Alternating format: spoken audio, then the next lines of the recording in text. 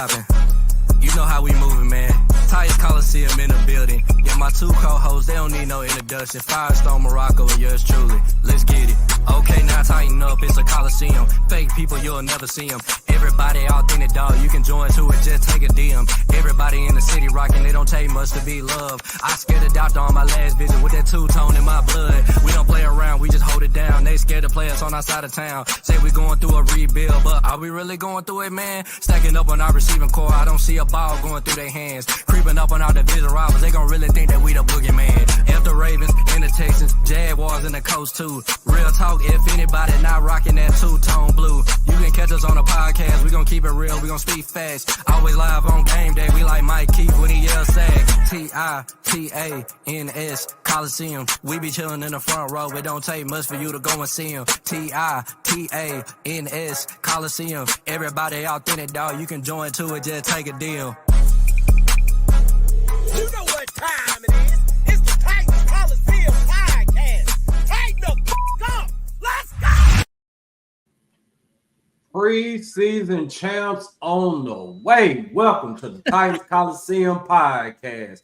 I'm your host, Morocco. You know who I'm in the building with. We got Do-Rag RJ in the house, little Firestone. Fellas, what's poppin'? What's going on? What's going on, man? You know, hey, when I put that do-rag on, man, I'm coming to speak business, man. You know, straight facts. Yes, sir, bro. Finally, some football, even if it is preseason. I don't give a damn. I got to see the Titans on the field. I got to see them hit. I got to see them run some plays. It was exciting, bro. So much to break down, so much to look into. And then some new news dropped today that we got to discuss as well that RJ kind of foresaw a little bit. So we're going to dive into that a little bit as well. Yeah, we got some business to get to. But before we do, hey, make sure you hit Wilson up at Music City Autoplex. If you're trying to find your ride, hey, he the man to holler at. Real deal Titans fan. You can go out there, chop it up with them, cool people. Look at the nice line of vehicles you got. If you can't make it down to the lot, you can most definitely visit MusicCityAutoplex.com. Hey, shout out to William Jones in the house. Shout out to Blueface in the building. Julie was popping. Ken G was popping. Corey Day 1 was popping, my boy. Nancy was popping. Sportacular, what's happening with you? Hey, make sure y'all like, share, subscribe, tell a friend about us, blah, blah, blah. This, that, and the third. And hey, we got something new going on. So we gathering videos from everybody that's attending the game. So if you go to any of the games, preseason or regular season, and you take some videos, make sure you send them over to us. You can send it to the Coliseum inbox on Facebook or Twitter, or you can send them to me, RJ, or Firestone. Hey, like I said, man, we got some dope lined up for y'all, man. If y'all ain't watched that first fan point of view video, go ahead and watch it, man, and send us the videos so you can be a part of it. Yes, sir. Hey, Teresa, what's good with you? So let's go ahead and get to this business, man. Like I said, preseason champs on the way. The Tennessee Titans pick up the first win of the preseason against the San Francisco 49ers. So, Firestone, what stood out to you in this first preseason game? What stood out to me is special teams play. I think that was the first thing that actually like jumped on. And No problem. You're good. I think special teams is because of first off that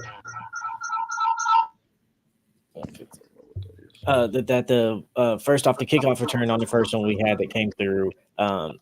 He ran, and it was a big takeoff and a big run. But after watching all 22 and breaking that down, if NWI and Chig would have went out there and actually solidified their blocks like they would have, held their ground, build that little wedge, that little wall for him, he would have been able to have one-on-one with the kicker, and he would have took that to TD. So it was a great play, and it was a beautiful play, but there's still some things you could have picked apart, and that made it a little bit better because we could have had a touchdown there as well. But it was a beautiful play. We started off in the 15 on the first drive. punt return later on came on, but I think it was like 22 yards on that. So special teams stuck out, and then the linebacker play really stuck out to me. I mean, when Kenneth Murray was out there, he was filling lanes, getting in the run protection. The passing still needs to be a little better.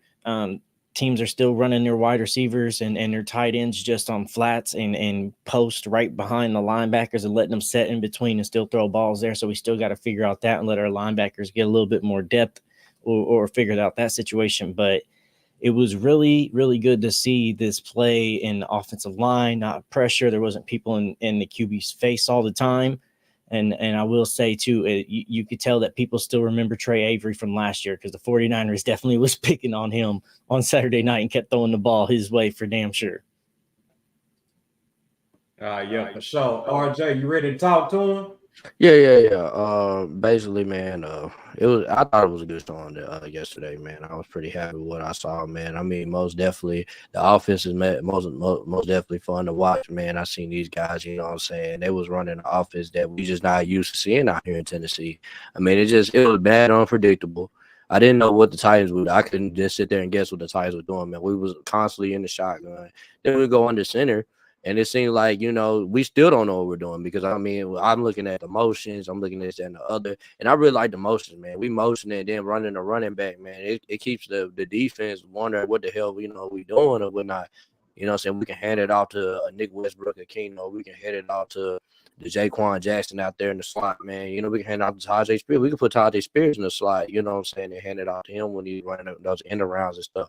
Like, man, I'm telling you, man, this offense, man, there's so much we can do out of this. And I was just so happy to look at it. It was fun to watch. I can't wait for the next preseason game. Like, you ever just been hyped to watch preseason? Like, it's like we watching this, man, it just makes me more happy. You know what I'm saying? They're way more exciting to look at, man. And for our teams in our division, man, you better watch out, bro. We coming to play. We coming. Y'all not finna the stuff y'all was saying this all season, bro. It's not gonna happen. It's not gonna happen. I promise you. Yeah, most definitely, man. For me, I mean, I just took it all in, man. I mean, I'm not gonna lie. It wasn't one particular thing that stood out to me. It was many things. Special teams, watching the offense operate like a modern day offense. I mean, that was great to see. Watching us blitz more than 4 or 5 people at a time. I think he sent 6 people on one blitz or something like that. Beautiful and corners. Yeah, it got through so clean, man. I mean, good God. I mean, it was a lot that I liked about this game, but at the same time, it was some things that I didn't like, and it's preseason, so we're not gonna freak out about it too much. I mean, shoot, you just said it, Trey Avery. Good God, a lot.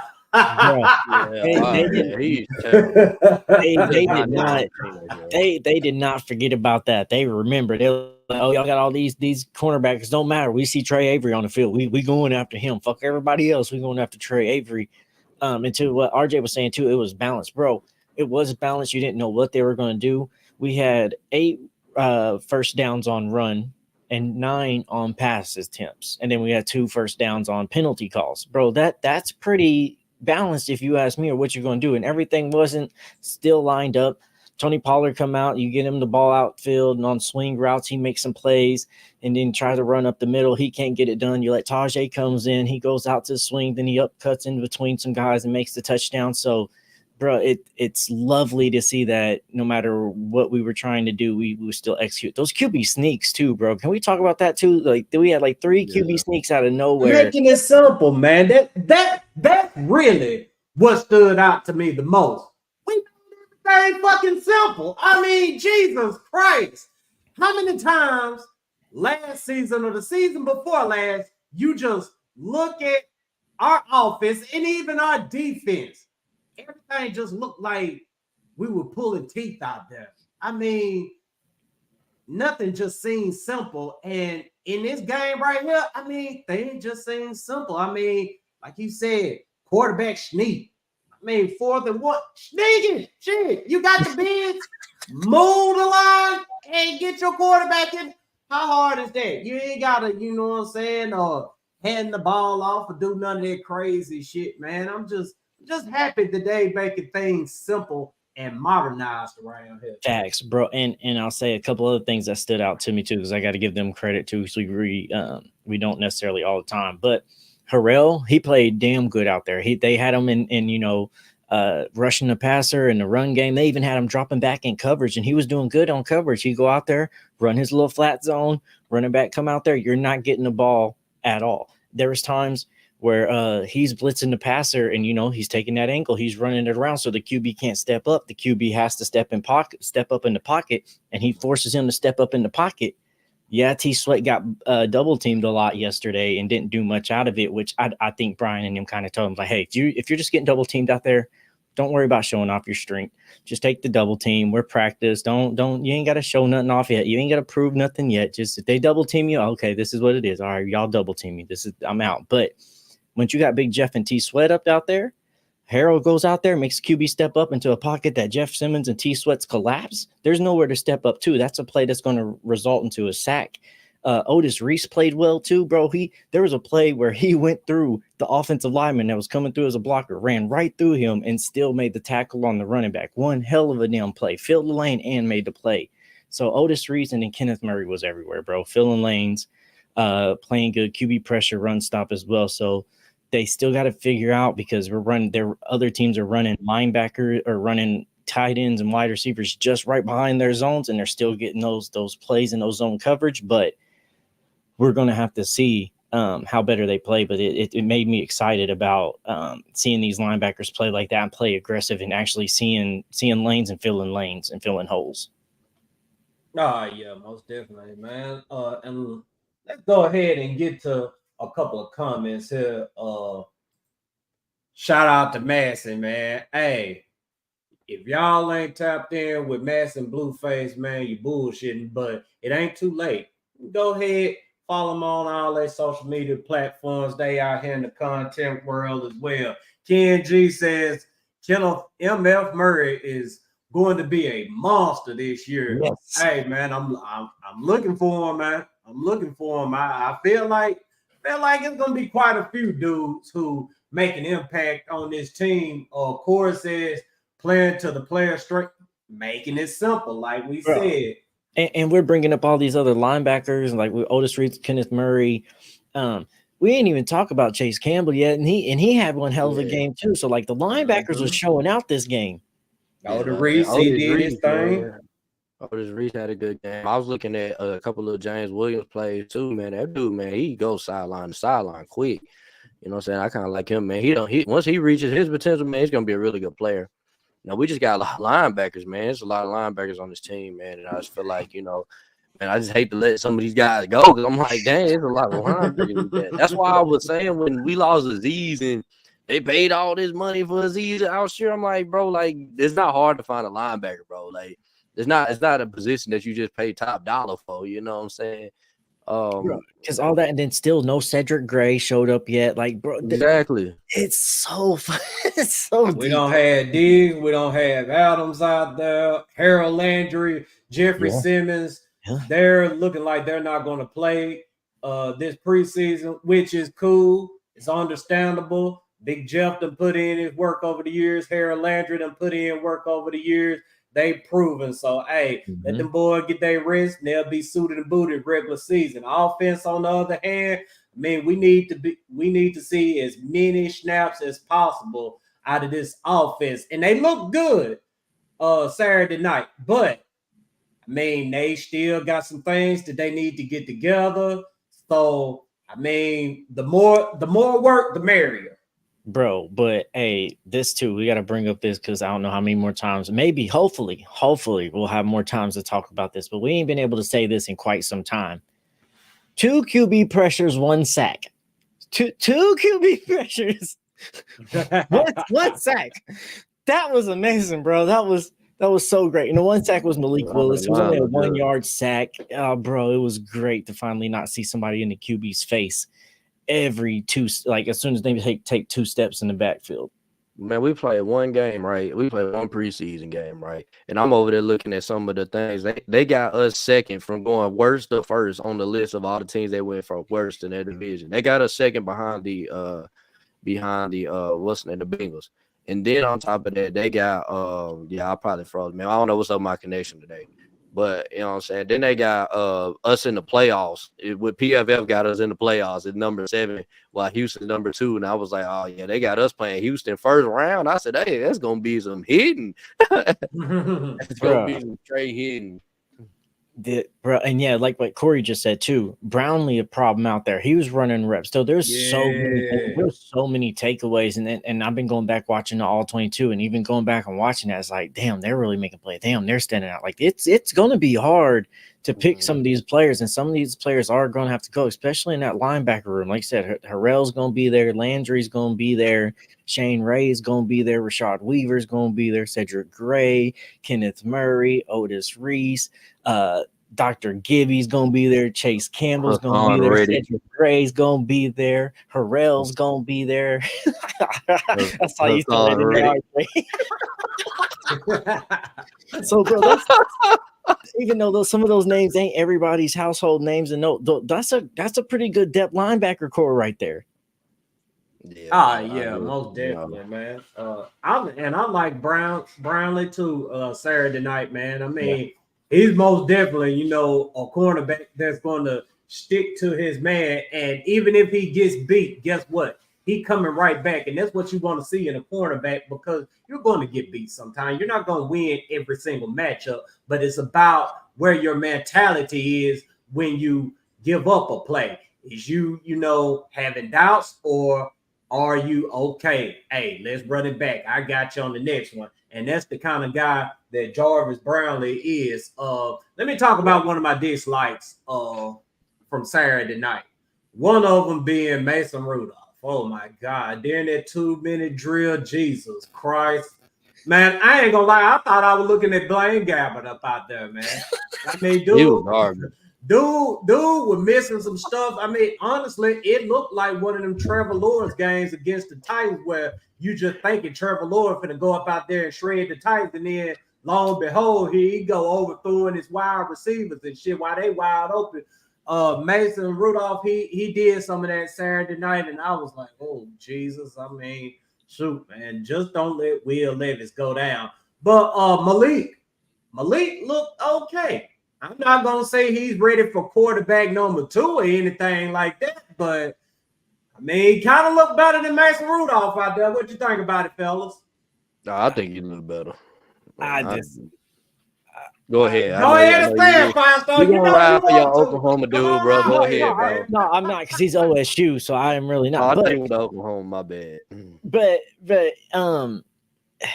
to me, in that situation, Mason Rudolph looked a little bit better than Malik. There was a lot of times where Malik's throws ain't where they needed to be. There was he had 2 incompletions, but those 2 incompletions were overthrows, like massive overthrows.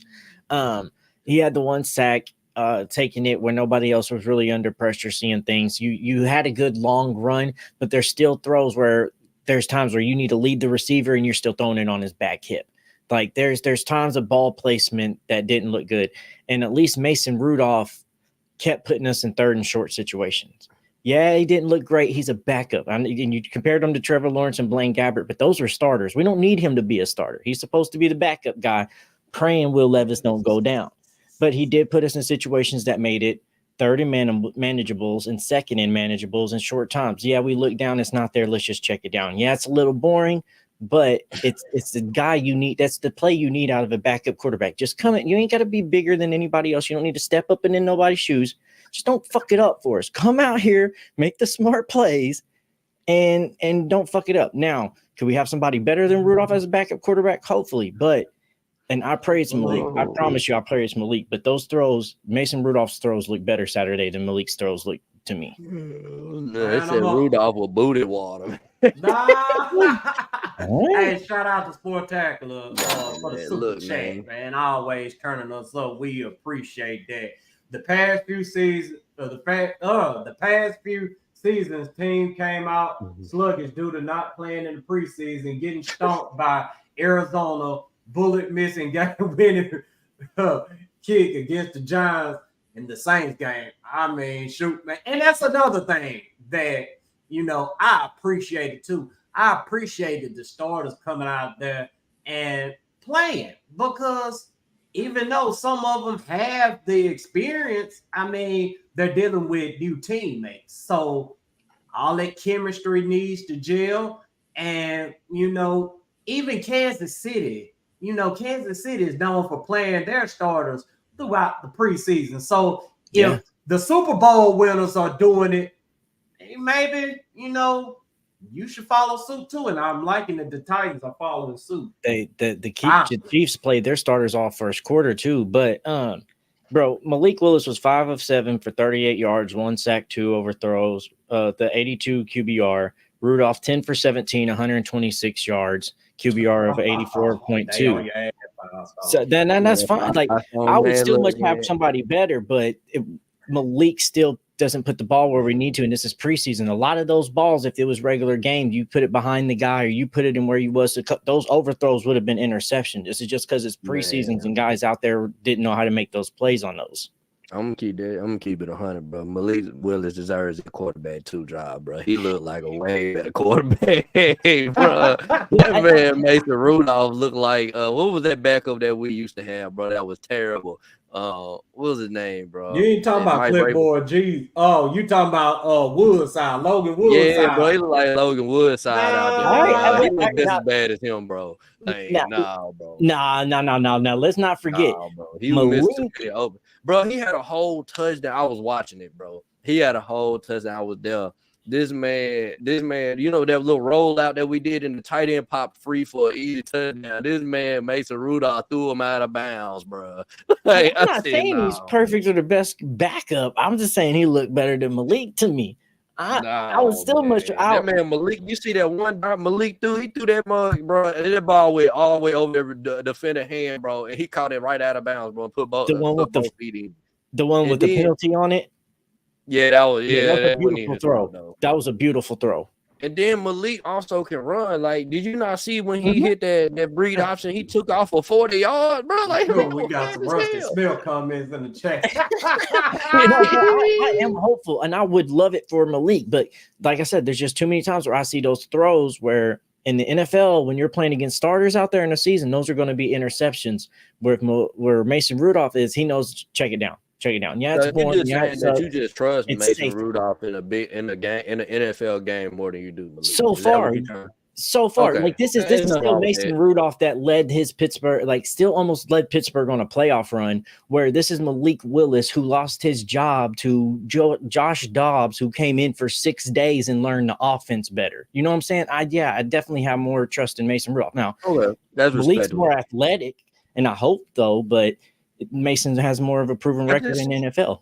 I just feel like Malik Willis just feels he looks way more comfortable in this offense than he did when this Mike Vrabel fit right into my perfect scheme and got to hand it off and run play action all game. Like, I just don't think that worked with Malik. You know what I'm saying? And this offense is more spread out. This is more so what he ran in college, man. And you could just tell, you could just see the confidence in him. You know what I'm saying? He looked like he was having fun out there for once, bro. Yes. I mean, he looked composed for once. And he did what I asked on this podcast many times, like, hey, just go out there, make a decision, and pull the trigger. And he went out there finally. You drop back, put the foot in the ground, pull the trigger, make the throw. And like I said, whether it's wrong or right, we'll figure it out afterwards. That's with everybody. So a couple of them were wrong. There were some that were beautiful. That throw that the penalty took away, dude, that was a beautiful pass. That's what I want to see from Malik all the time. But I think we don't see those types of throws enough to be like, I am confident that you're going to be the guy if Will Levis goes down, because I don't want to have a guy that steps in and then starts putting us in compromising situations. So, like, the backup needs to be a liability, not an asset. And Malik still ain't proven to me that he's not an asset yet, or he's not a liability yet. Yo, shout out to the TTE CEO, Mac Nick Chrome. Boy, I'm going to call you Nick Chrome if you know, you know. Hey, but make sure y'all go and join Tennessee Titans Elite, man. Look, man, we've been rocking for a while now, man. We going on 10 years, honestly. Good God, it don't even feel like 10 years, but man, we 10 years, 22,000 group members in. Hey, man, if you ain't in the group, man, come join us, man. It's lit. But CEO want to know when the roster cut down is. It is August the 29th. That's when the roster has to be at 53 men. And honest to God, truth, Trey Avery, if he don't get it together, he ain't gonna make the cut this time, man. And speaking of not making the cut, Mason Kinsey and Kyle Phillips, man, what do you make of those two, man? Because I feel like, there's going to be a legitimate fight right there. Man, Mason Kinsey look good. I ain't gonna lie. Yeah. They just keep doing whatever to stick around on the roster, man. And Kyle Phillips, I mean, shoot, he's a route technician, man. So, I'm looking for a real deal about it. I know that A to Z also reported before the game when they're all warming up that Kyle Phillips was dropping punt return balls. He muffed 2 in a row and he dropped already them. know what's up with that. Right. But in his situation, that you can't happen. This ain't the Mike Vrabel offense where a guy loves you. This is a wide receiver room that's packed, and you need to figure out how you can get on the field as much as possible. And with guys like Jackson, and Mason Kinsey back there returning kicks and not dropping stuff, and they're running good in the slot, and you got Tyler Boyd and Traylon Burks to compete with in the slot as well. Oh, also, they put Colton Dow back on the depth chart today. So you got him to compete with as well for special teams roles. You can't be out there dropping punts and dropping kickoff balls. Like, that's where you're supposed to be making your slot back into the team.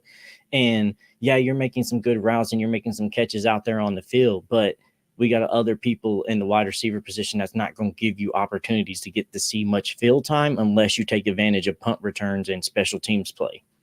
I can dig it. So let's talk running back. Running back outside of Pollard and Spears, which Pollard, he looked the part Saturday night. Spears made some plays as well. Now, after that right there, we got some things we need to talk about, man. I mean, Haskins, you already know he isn't a explosive runner, but he can keep the chains moving. Feel like he left some meat on the bones out there Saturday. Chestnut, he ran well, but you can't put the ball on the ground. In which I don't fault him totally for that, because it really starts with the center. Center, you can't have that high snap in which the quarterback had to jump up, catch the ball and then try to ladder it. But still, Chestnut, you had the ball in your hands, man. You can't have brick hands in this situation, my boy.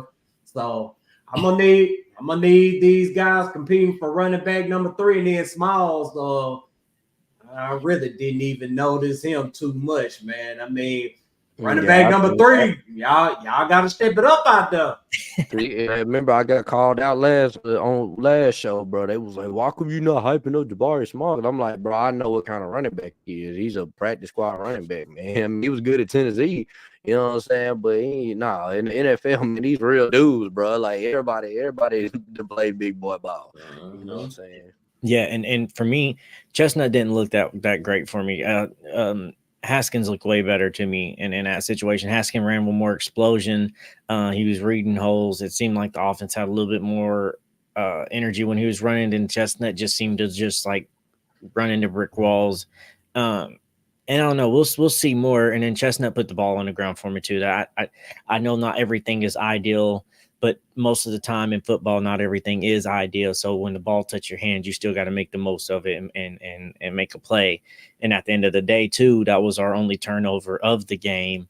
So it stands out even more. So you just can't. And I see Haskins doing better than anybody else. Smalls, once he got on the field, like everybody else was doing so well at running back that by the time Smalls got on the field and really didn't do much, you just kind of Homer Simpson disappeared into the hedges back there and shit. So I don't know. We're gonna have to see. Somebody got to stand out a little bit more with this third running back, but to me, it's Haskins so far. Nah, I think the Tennessee Titans need to. I don't think the third running back is gonna be solved out of these guys, man. I just feel like I don't be surprised if the Titans sign another running back, bro. We need a short yardage running back. I don't feel like Pollard's there. I don't feel like Tajay Spears is there. We need a guy that we can hand to. Yeah, we need a guy to be hand to on 3rd and 1, and we know we're gonna get it. You know what I'm saying? That was one thing I noticed, bro, when we was out there, bro.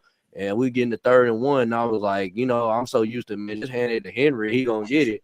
We ain't got that no more. You know what I'm saying? That was the one thing that we gonna miss about Henry. Them 3rd and 1, 3rd and 2, we was getting them. You know what I'm saying, bro? Like, and we went for 4th down 2 times this game. Didn't get it either times. It was both 4th and 1s, and one was Haskins running it, and he just got stuffed, bro. He got popped, bro. And you got to lower shoulder run through that. You have That's to. One thing I noticed too, like, bro, our running backs be getting killed.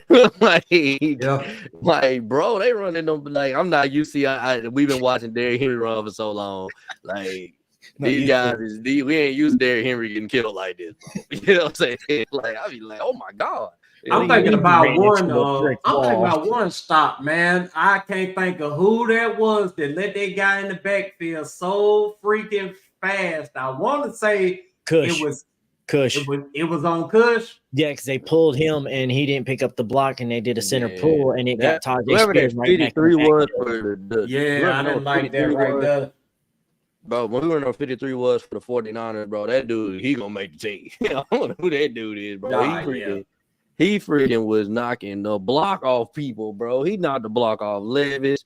He freaking knocked the block off Haskins. Then he had that stop in the back. I'm like, who is number 53? Like, and can we stop the Josh Dobbs foolishness now? Can we stop it? Because I seen some of that Saturday night. Oh man, Josh Dobbs looking good. I'm just saying. No, Josh Dobbs is the 49ers backup for a reason. Matter of fact, he's QB3. Yeah. That right there should tell you something. I mean, I understand. I'm not going to shit on Vols fans. I'm not going to single them out. But these Josh Dobbs believers, man, y'all have got to let it go. He is who he is. Yes, he can help a team in a pinch, but he isn't anything more than that. He isn't anything less than that. So let's cut the Josh Dobbs foolishness out.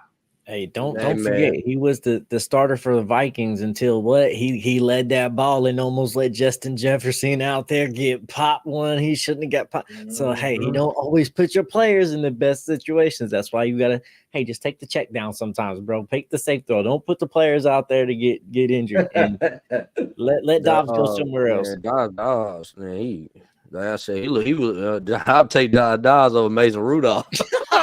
No, man, don't do that. I take him over London. It goes to London with the team Dobbs. And then Jonathan said that boy Dobbs was running for a job. He might get a job. I mean, sure, he's a smart dude and everything. And like I said, he can help a team in a pinch, but he isn't anything more or less than that. Bro, I just he's a Ryan Fitzpatrick, man. He's gonna go out for about 4 games, man, and get you some wins that you shouldn't be getting. And then once you get figured out, it's a wrap.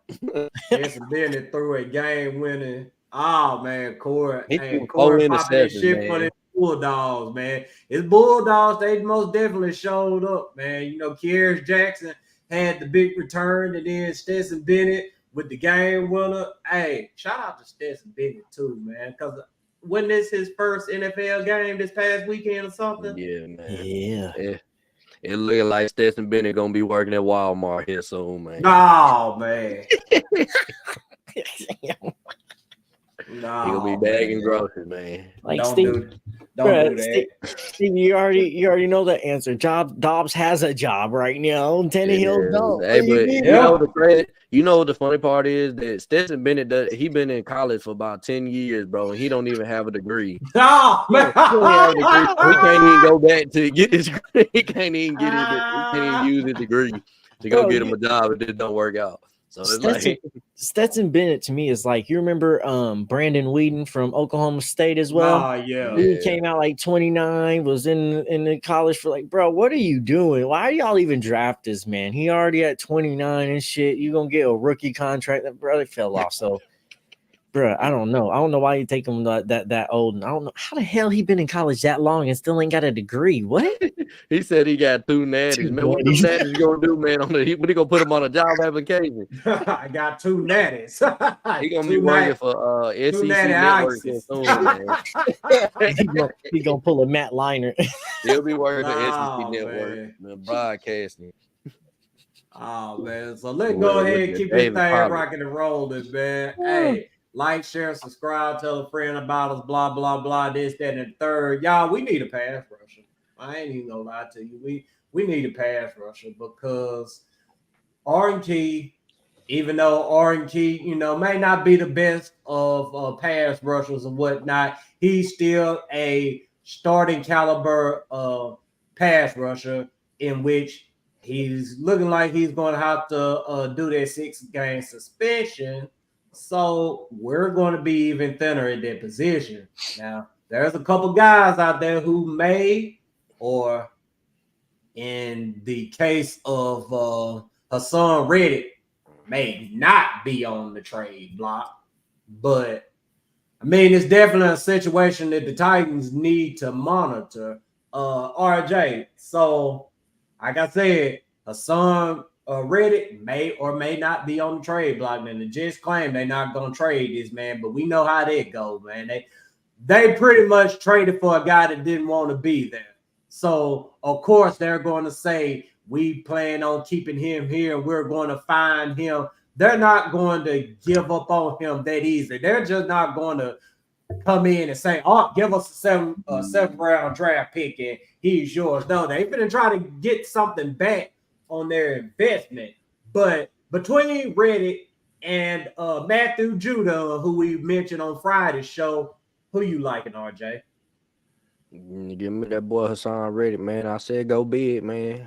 This ran Carthon, man. You gotta think big when it comes to Carthon, man. This dude, man, we've already checked in on Haason Reddick, though, but y'all didn't know that. You know what I'm saying? We already checked in because we seen that we wasn't gonna pay him. He looking at their money. He see they can't pay him. He looked in on it. You know what I'm saying? Hey, man, 2025 4th-round pick and Arden Key, man. Let's make it happen, man. Come on, man. We gonna get the bread, man. We gonna get the bread, man. We need a pass rush to go right next to Landry, man. See, now if we get him, I'm cool. We can keep Landry now, bro. We can get him in his overpriced contract that he get. You know what I'm saying? Or we can let him go. You know what I'm saying? Either one of the two. I'm cool. We got Haason Reddick. You know what I'm saying? He's a premier pass rusher in the league. No, bro, and so many people think like you're gonna have to give up an arm and leg for him and like in trade value and stuff. But like, let's not forget that the Jets only gave up a 2026 3rd-round pick for this man. And it was like, oh, we're going to have to do a contract. This is a L'Jarius Sneed type situation again. Hey, yeah, not only are we trading for him, but we're going to have to pay for him. So your trade value ain't as high as it once was neither, because it's not just we're trading for a guy. We didn't have to pay him as well. You gave up a 3rd-rounder for 2 years later for this guy, a 3rd-rounder. So you think we're going to give you a 3rd? No, because we got to do a contract now. So, and he wants out. You're going to have to give him up because what are you going to do? Not sign him? You can't get to negotiation contracts. You're going to let this man walk for free? No, you're going to sign him or you're going to trade him before the deadline if you can't get that deal done, Brandon Ayuk style. So give him a proposal. Hey, this is what we can do. But you're not going to get compensated back your 3rd. You think the 3rd is what you gave up for that man, and we have to do more for it now. So it's 4th, 5th-round picks for this guy of moving along, because you can't try to like, oh, we got him for 3rd. Now we want higher for him, even though we did nothing with him. No, that's not how the market value works for you in this situation. So the Jets are kind of in a bad situation. And Jordan Schultz had a piece on this too, and he has said some things too. So I'm gonna play this real quick so you see some of the things he brought up about the situation as well, and we can keep talking more about it. No more important voice to listen to right now on national television than the one that will follow mine. Talk to me about what you heard, how you heard it, and how did we get into this situation? Everything you all just said is spot on. Let me break it down for you. The Jets were informed before acquiring Haason Reddick from Philly that his contract needed to be addressed. The Jets made an offer prior to the trade with the Eagles. Haason Reddick, I'm told, turned that down. It was below market. The Jets and Joe Douglas still went ahead with the trade without a deal in place. Here's where things get interesting. Reddick then attended his press conference with the understanding that contract talks would continue. But I'm told no official proposal has been made since he joined the team. That was March 29th, 5-6 months ago. That's where things stand, and it's why, Acho, Reddick has not been with the team at minicamp, training camp, or any other camp. And it's why today's trade request was made. To James's point, it's not that difficult. It's simple. You not only knew that the dude wanted a new contract, he has 1 year left. He's going to turn 30. He's an all-pro. And to your point, Acho, there's only one other player in the National Football League with 4 consecutive seasons of double-digit sacks. He's pretty good. His name is Myles Garrett. So yeah, bro, like you said, bro, that's a good little stat to have there too, bro. You're the only other dude to do something next to Myles Garrett. So, wow, I just wanted to throw that out there while we're asking this question. Like, hey, Haason Reddick or Matthew Judon, let's let you know a little bit about Haason Reddick outside of it. That it seems like it's another diva asking for a contract. He said all this stuff before he got traded last time, and the Jets didn't want to oblige to what they said and sold him on. Is it worth it now to take that guy that's kind of a little disgruntled with a little chip on his shoulder, bring him over here and make something out of it? But how much is Haason Reddick going to be asking for? Man, the Jets just can't get right, man. I mean, they made 5 steps forward and goddamn go 5-10 steps backwards, man. I mean, just look at their off season last year. Everybody just thought that the Jets were on their way. And I don't know why they keep falling forward or whatnot. And I mean, Aaron Rodgers, yeah, he got injured, but I mean, even with that, I mean, I could still see the Jets going down the same path with or without Aaron Rodgers. Now they done went and traded for this dude who needs a new contract, didn't want to be there in the first place, and they're not going to keep him around against their will. I don't care what the owner or whoever comes out and says. I mean, all that's just game or whatnot.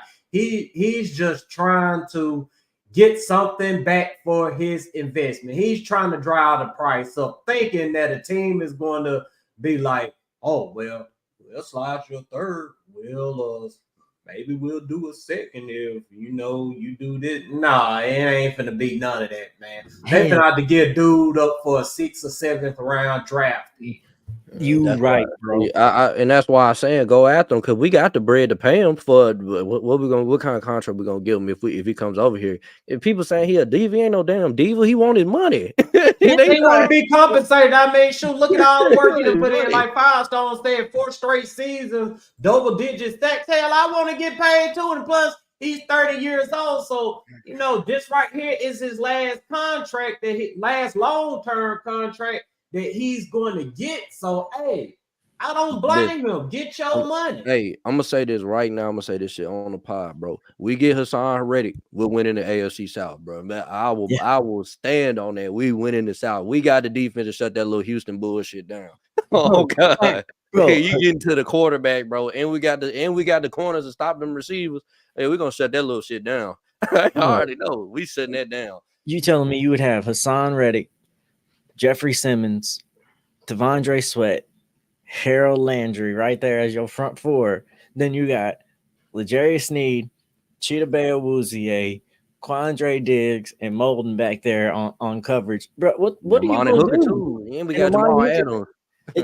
Bro, so what are you going to do back there when all that's coming at you? Bro, that's double-digit sack people. That's all perform that in the NFL minus Sweat. Sweat ain't had the chance, but Landry's had double-digit sack years.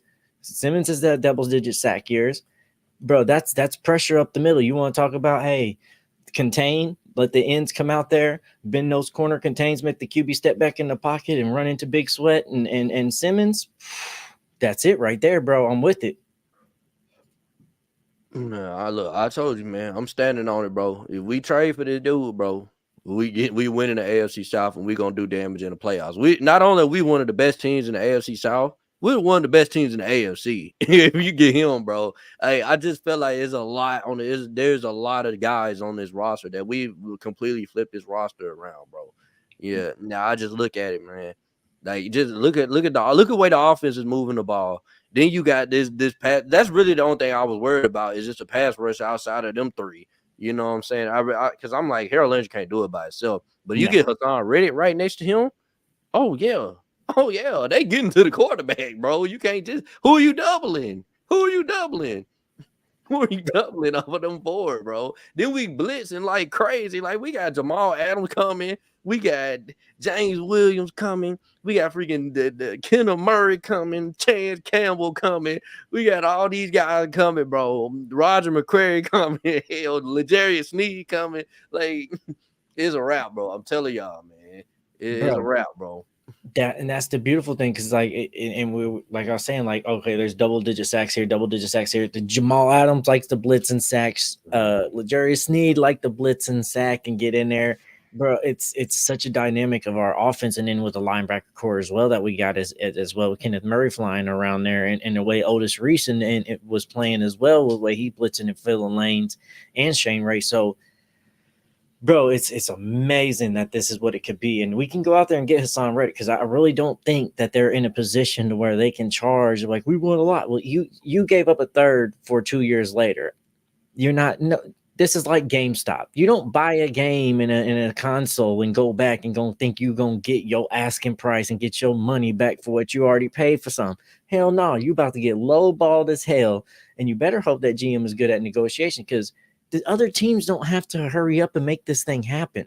If you don't sign him, if you don't trade him, he's going to be a free agent next year. Then we have all the time to negotiate with him all we want. We don't have to give up a draft pick.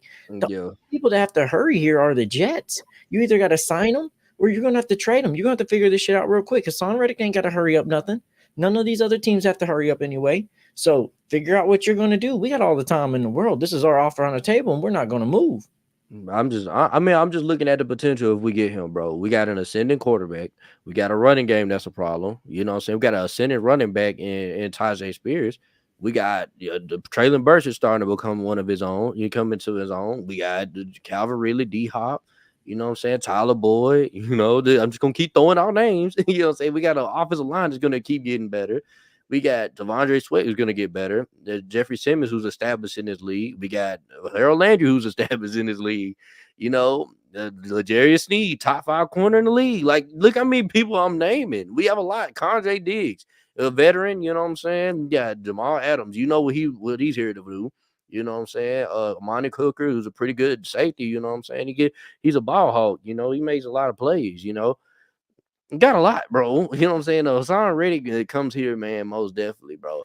I'm standing on it, bro. We win the AFC South. We gonna not only win the AFC South, we can make noise in the playoffs this year.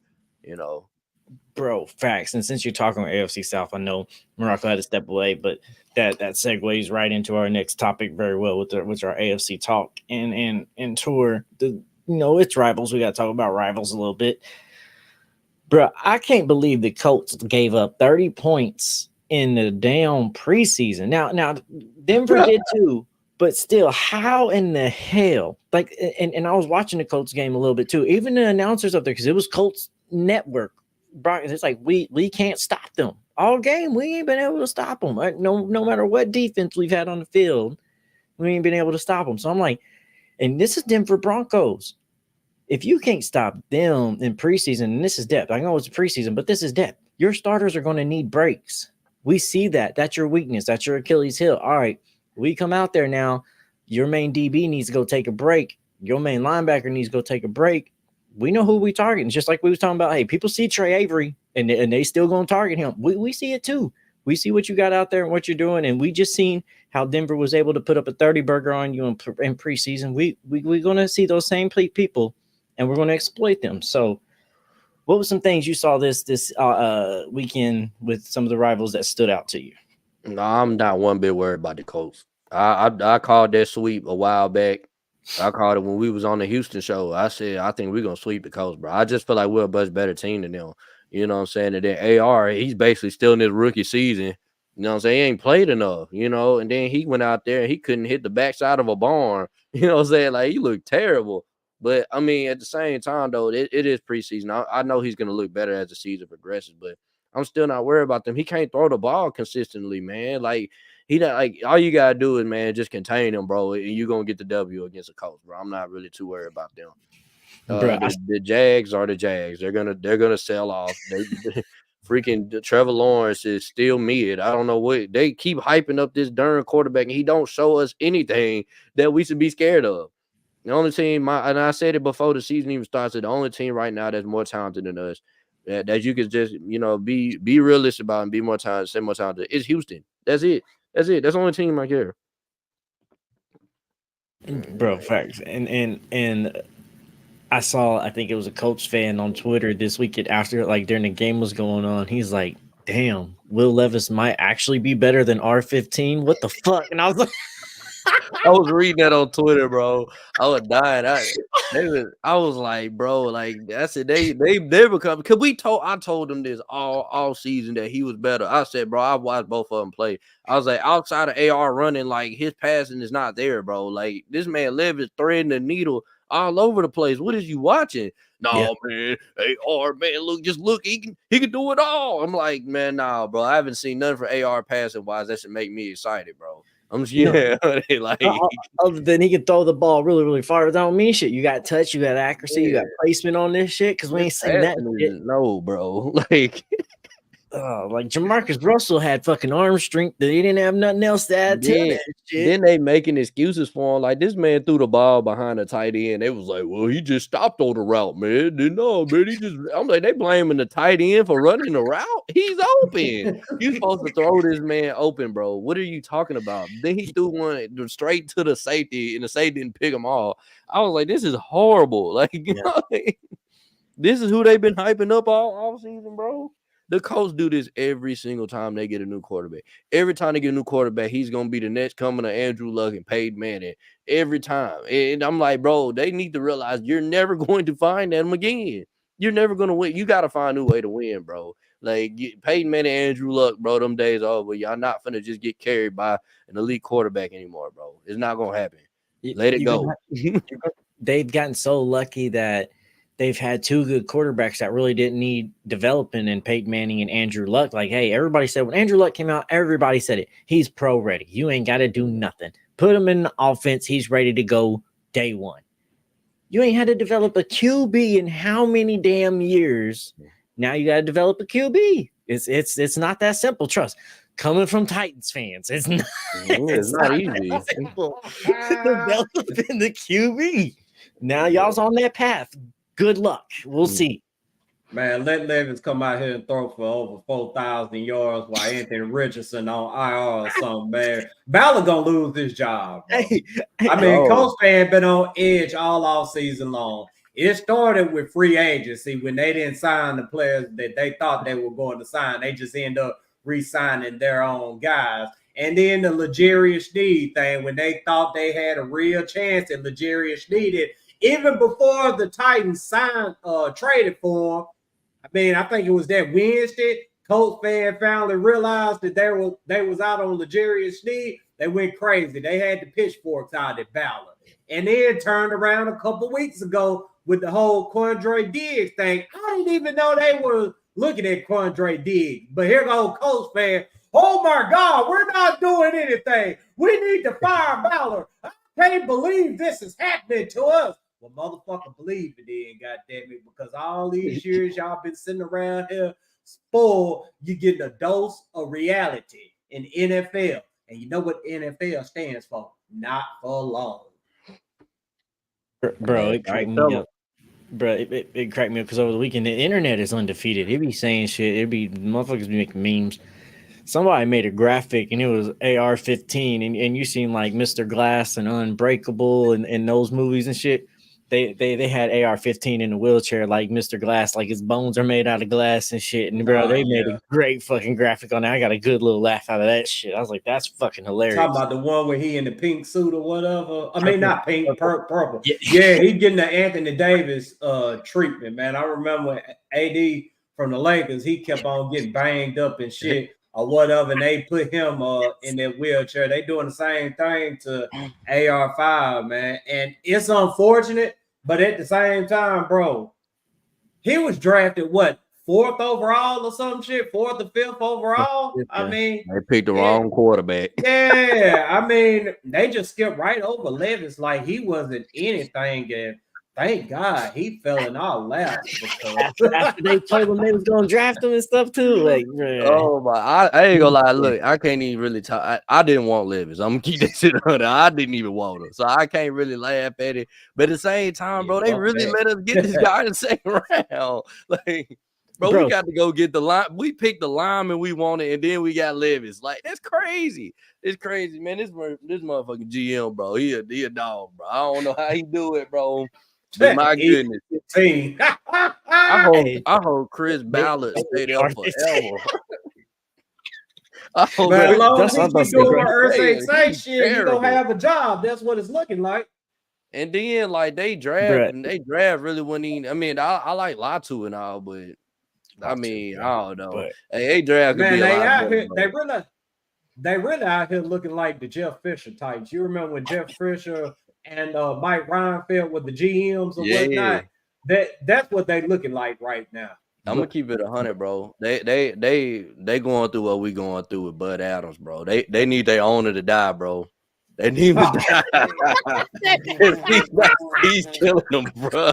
Oh man, I be trying to stay away from. Bro. We became a whole new franchise. I be trying to stay away from the situations. I be trying not to say that, but man, look, man, it's the truth. Ursay and Jerry Jones, Cowboy, they need the owner to die, bro. Hey man, they may need to kick the can for them teams to progress. I hope he dies of old age. You know what I'm saying? And nothing crazy. You know what I'm saying? They have the problem we had. They got an old owner, bro, and he's stuck in his old ways. He ain't never gonna change. But you know what they say about those people who, how can I say this without getting fined or sued or anything? You know when people are out there or whatnot, they tend to live longer than those who keep themselves up. So if you make on Jim Irsay died, it wouldn't surprise me if this motherfucker lived to see 100 years old. Still, I pray to God he football team. Are you trying to say like I hope he lives to 155? Hey, bro, but you remember like one of the first blows I think that like started this. I know it was probably like Andrew Luck leaving, but I remember they were supposed to get Josh McDaniels. And Josh McDaniels was supposed to come coach for them. They already brought in some of the other coaches and their coaching staff and all this and this. And then the last minute after the Patriots don't win the Super Bowl, he's like, "No, I'm not gonna come there. I'm not gonna coach, bro. It's been downhill so fast." About it. Oh. They better be thankful he didn't come now. But bro, man, if dude would have became their head coach, the Colts would have looked like the Jaguars. All this 8-9 and 8-8 foolishness that the Colts are doing, they wouldn't have been doing any of that. It would be more like top 3 draft picks 4 years in a row, and ain't neither draft pick hidden because Ballard either keep trading the motherfuckers away or drafting the wrong dude. Bro, you telling me bro, they wouldn't want to drafting the wrong people, bro? Like. Bro, you telling me they missed out? They wouldn't want Josh McDaniels and then Josh McDaniels to bring Jimmy Garoppolo so they wouldn't have to done the Phillip Rivers Carson. Bro, did you see that they were going to trade up to go get Brock Bowers, bro? They were going to trade up to go get, bro. I wish they would have did it, bro. I ain't gonna lie, I wish they would have did it. Who? Nah, bro, because I mean, you losing draft picks to go get. I mean, don't get me wrong, Brock Bowers was going to be a beast regardless. But I'm saying, like, man, that would have been one good player out of that whole draft. I mean, Grant Latu's good too, but. I don't know.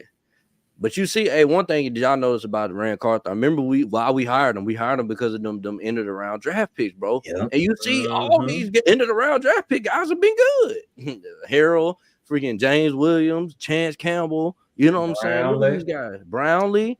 Yeah, they producing. You can even look back at last season, man. All the Rand draft picks, they contributed. I mean, they are granted that we still didn't make the playoffs. Daquan Jackson, bro, they was on the field. Duncan, Colton Dowell, Tajay Spears, in the rounds, bro. Yeah, and then Josh Wiley hopefully will turn around and stuff. Like, bro, he hits on those draft picks because not every draft pick has to be a superstar, gold jacket wearing type player. They got to be contributors, and that's what they do. They come in, they contribute, they play their role, they do what they're supposed to do.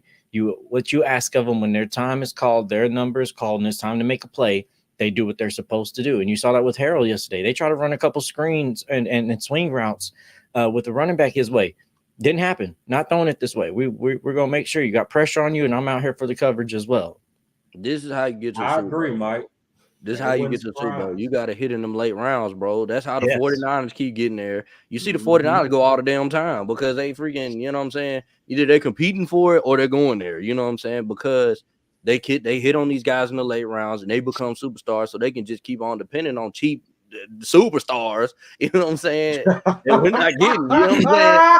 These guys are getting paid $30K, bro. Like, look at Brock Purdy. Brock Purdy out there playing for $30, bro. And he out here $30 But we're gonna be doing the same thing. I mean, we got Levis out there playing for $15. Hey, speaking of hitting on draft picks, man. Hey, that tight end David Martin Robinson, man. What y'all think about him, man? I like him too. Undrafted guy, bro. That dude big, bro. He was all over the place too, man. He played more than any of the tight ends Saturday night, man. I mean, he even was motioning out in the backfield, laying blocks on dudes, man. And if he could do that consistently, I mean, that right there could be a lot for a tight end 3/4. Yeah, that's another one. Remember Josh Wiley? He was a late round draft pick, bro. And he damn near tight end one. You know what I'm saying? Already.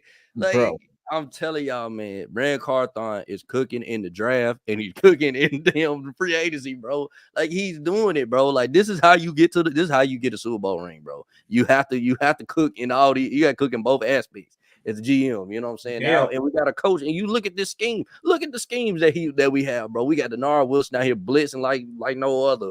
And then we got the Brian Callahan out here dotting people. This stuff he was scheming up at this preseason game was crazy. I mean, people was running wide open, bro. You know what I'm saying? I'm not used to seeing this. Bro. With Mike Vrabel, bro, I'm praying to God Tannehill not throwing no interception, bro. Like, bro, these guys were running wide. I was at the game, bro. These guys were running open, bro. Like, and that's another thing that I noticed about this team.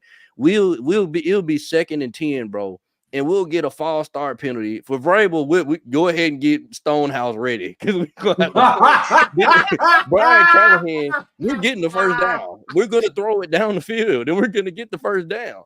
You know what I'm saying? Like, I promise you, bro. This is what I've been asking for. I know me and Firestone going back and forth, but this is what I've been asking for. You know what I'm saying? So, I'm proud, bro. Yeah, bro, and he had coaching adjustments. We asked for that so many times, like, make adjustments, put players in position to succeed. And he talked in that presser afterwards. He was like, yeah, because they asked him about, there's so many check downs and short passes. It was that scheme. He was like, yeah, we know the O-line still needs work. We still know that right side needs work. We didn't want to put our QBs in situations where they're going to get hit and killed back there. We don't want to do that. So, yes, I told the QBs, make your one read. If the one read ain't there, check it down. Don't worry about all this other stuff. Let's not get you hit. Let's not get you sacked. Let's not get a lot of trouble. Let's run some reps, take the check downs, take the plays. And that to me spoke volumes as coaches because, like you said, Vrabel been like, just, hey, stand back there in the pocket, take the hit, throw the ball down the field, try to figure it out rather than let's just put you in a situation to succeed. Get 5 yards, get 4 yards here. And like you said, Mason Rudolph going out there was a lot of times we had 3rd and 2s. Not 3rd and 15s like we're so used to all the damn time. 3rd and 2s, 3rd and 1s, 3rd and 3, 3rd and manageables. And that was great to see too, because we can do whatever out of those types of plays. We can run, we can pass, we can screen, we can run option, we QB sneak that, or not sneak, but QB option, run that stuff. So there's so many options when you make 3rd and manageable rather than 3rd and 15s. You want to know the crazy part about this though, man? Nobody knows we're coming. Nobody knows. They don't know. Like, they still think that we're gonna win 5 games somehow. Like, I'm like, 5 games. I said, man, y'all not watching, bro. And I love it though. We the worst kept the best kept secret in the league. Like nobody knows that we're coming and we're gonna be beating all these top teams. They be like, how are the Titans winning? And we have one of the easiest. And we have one of the easiest schedules. Meanwhile, the Texans have one of the hardest schedules. Yeah, bro, we coming for this AFC South. We're gonna be putting stuff together. We're gonna bust our ass. And like I just said, we get Haason Reddick, book it. AFC South ours. Nah, yeah, for sure, man. It's been another dope ass show. Hey, thank everybody for tuning in tonight. Continue to like, share, subscribe, tell a friend about us. Blah, blah, blah, this, that, and the third. Hey, the Seahawks are coming to town this week. Titans joint practice with the Seattle Seahawks. And, man, look, man, DK Metcalf, man, he out there on the warpath, man. He out there, god dang it, abusing his teammates. So, hey, you may need to, keep an eye on DK out there, man. Send Big Jeff his way, man. Tell Big Jeff DK been talking about him on social media. Go ahead, DK's account and say fuck Jeffrey Simmons. Hey, look, all you got to do is, DK likes to do that sign language stuff. Just when Jeff asks you what he says, no matter what it says, I don't give a damn if he says this shit. It's like, hey, he said fuck you, Jeff. That's what he said. He said fuck you, everybody. That's what he said, Jeff. Go get him. But no, like, bro, I was gonna bring that up too, because like DK threw a helmet at a teammate the other week, and like, okay, that happened. Let's not forget we got Mason Rudolph on our side, who then Myles Garrett took his helmet off and hit him in the head with his own helmet before. So we got 2 people on sides of the football teams that's been in these situations before. Hopefully nobody gets hit with a helmet this practice.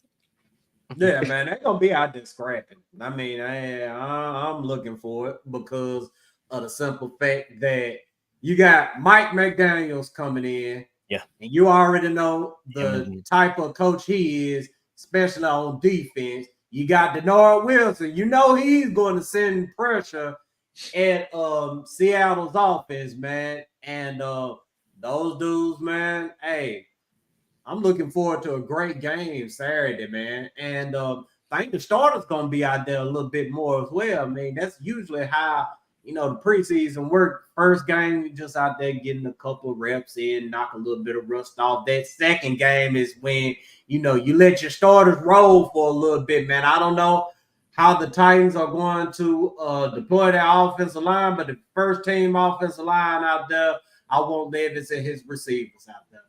Like, and that's what I was going to ask too. Like, all right, you saw Chiefs leave everybody out for the first quarter on their first preseason game. We did 2 drives and pulled everybody. How much more do you want to see the starters this next upcoming game against Seattle? Because like I said, it is the new coach out of Ravens for them was the OC, now as their head coach, and now Denard here, who was Ravens over their defense. So they know what they both want to do. So I'm excited to see what Denard does against him, because he knows what type of offense he's going to want to run. So how much do you want to see the starters out in this next preseason matchup? Do you just want to see a couple more drives? You want to see them for a quarter? How long y'all want to see them for? Let them roll for a quarter. I mean, I get it. I mean, this ain't the old days or whatnot, even though I want it to be the old days, because I miss those preseason games where the starters come out for a whole half and, just get to go out there and just do them, try some things without, worrying about the game being on the line or, the division or whatever's on the line, man. I mean, you got no worries about that. I miss that shit, but a quarter. I say this, make sure that y'all pay attention to Twitter, Facebook, everything, because these joint practices where we're going to see all of our starters. We're going to really find out about our team against Seattle, because Mike McDaniel, he is a defensive guru. You seen what he did with the Ravens defense for over those years, and my mom, she just said that the starters won't be playing because of practice all week. So they probably not gonna see any starters this week. You know what I'm saying?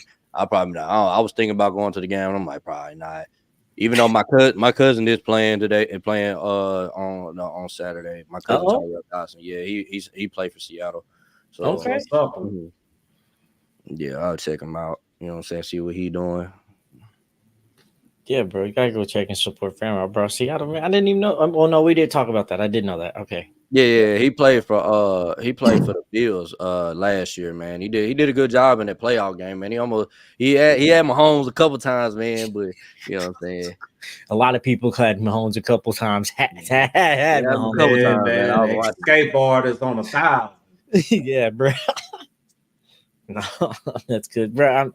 The Seattle practice, yeah, we probably will. Probably like Minnesota last year. You know, we'll see those clips come out. So like you're saying, yeah, pay attention to social media, especially us. When we see it, we're going to share it to our stuff. So make sure you're following us on Twitter, Facebook, YouTube as well. Go sign up for Patreon with us too. That way you get exclusive access to everything first before we post it everywhere else, and you get discount on all the merches and other special giveaways in the future. That's only going to be available for Patreon members.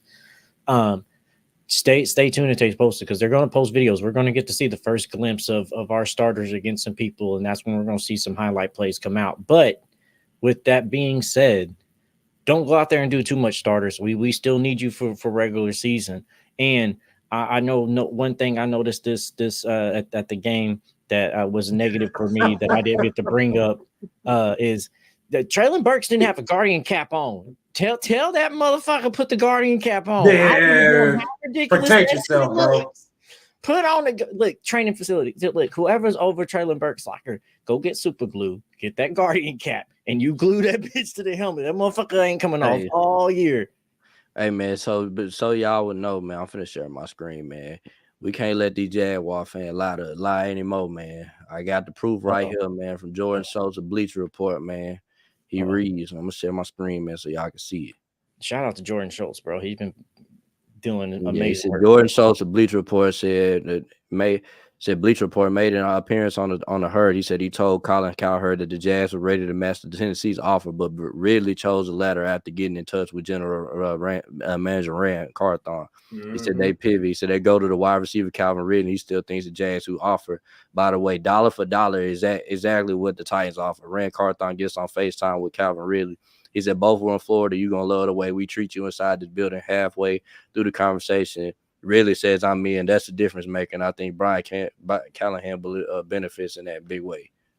Facts. So, hey, yeah, man, Jaguar fans, they've been talking that shit all season long. Talking about, man, y'all overpaid for Calvin Ridley, but here y'all motherfuckers go, god dang it. Hell, y'all was about to pay him the same damn thing. Same, and the fact that like our coaching staff, our general manager, that talk it was a pivotal point to help too, but also ain't state taxes here. So yeah, it's the same amount of money, but he gets to take home a little bit more over here for us as well. So, bro, there was many things that led him to Tennessee, and Jacksonville likes to act like, oh, they just offered more and y'all paid. No, we offered the same amount, and y'all got turned down. Yeah, so just swallow that pill. Swallow that pill like you had to swallow that pill where we beat you 3 times in the same year, and y'all didn't get to go to the Super Bowl with your badass record that you had. You had a good ass record. Swallow that pill like you have to swallow this one right now. Y'all offered Calvin what we offered, and he still didn't want to come to y'all. He wanted to come here. Deal with it. Yeah, man, let's go ahead and wrap this show up for the night, man. Hey, thank y'all for joining us, man. Like, share, subscribe, tell a friend about us, blah, blah, blah, this, that, and the third. Make sure you go holler at Wilson down in Music City Auto Plates. Check out the great line of vehicles. If you can't make it down there to the lot, you can go to musiccityautoplates.com and check out everything that's on the lot. Also, make sure you head over to TitansColosseum.com and get your merch, y'all. Hey, we cooking up over here, man. We got food for all the dogs, man. So go ahead, grab your dog, discipline asshole, regret shirt, grab your Titans Colosseum shirt, and grab any shirt on the website, man. And you can also let Rand cook because, hey, man, dude been cooking, man. Keep Rand's ass in the kitchen, y'all. Hey. As long as Rand in that kitchen, man, hey, we gonna feast, god dang it. Y'all got anything y'all want to say before we ride out? No, just go check out that fan POV. Shout out to all the fans. I sent in videos this week, but y'all go check that out. Go support that. And yeah, man, we appreciate all y'all support, and we look forward to the videos y'all send in next week with the Seattle game. Yeah, man. Shout out to everybody that sent videos over to us this weekend, man. Definitely, appreciate that, man. And let's go ahead and get up out of here, man. I mean, shoot, man, we got a long week ahead of us, man. I'm looking forward to Seattle coming in here and hopefully getting beat up and pushed around. But hey, man, we'll be back with y'all Friday, man. Tighten the fuck up. Let's go.